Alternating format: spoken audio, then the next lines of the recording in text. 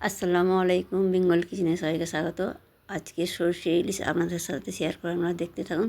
প্রথমে মাছ ধুয়ে পরিষ্কার করে নিয়েছি, ওতে নুন আর নুন দিয়েছি, হলুদ দিয়ে ভালো করে মাখিয়ে নেব। যে সকল বন্ধুরা আমার ইউটিউব চ্যানেলে নতুন তারা সাবস্ক্রাইব অবশ্যই করবেন।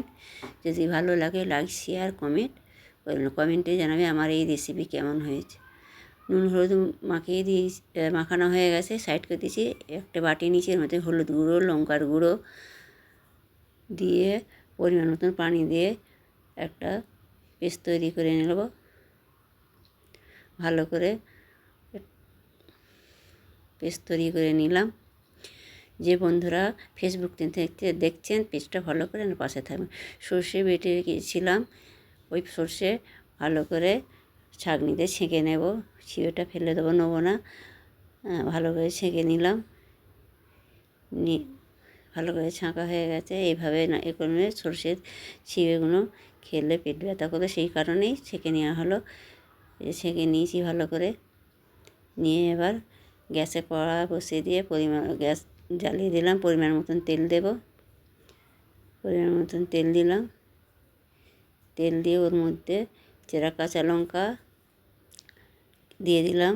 এবার কালো জিরে দেব, কালো জিরে দিলাম, দিয়ে এবার নাড়াচাড়া করে নিতে হবে। একটু নাড়াচাড়া করে নেব, নাড়াচাড়া করে নিলাম একটু। নিয়ে এবার হলুদ আর লঙ্কার পেস্টটা দিয়ে দিলাম, দিয়ে আবার একটু ভালো করে নাড়াচাড়া করে নেব। একটু ভালো করে কষে নিতে হবে।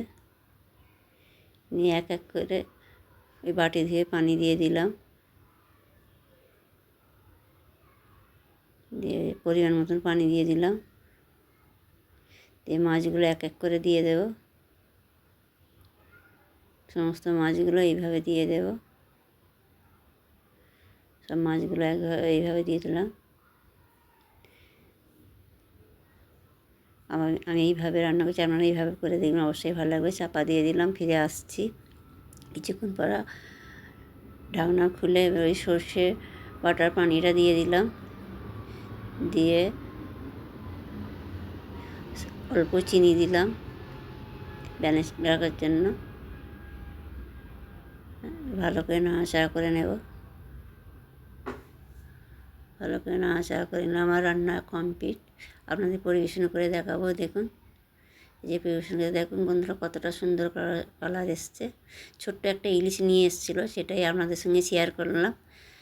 ভালো লাগে যদি অবশ্যই কমেন্টে জানাবেন। ভালো থাকবেন, সুস্থ থাকবেন।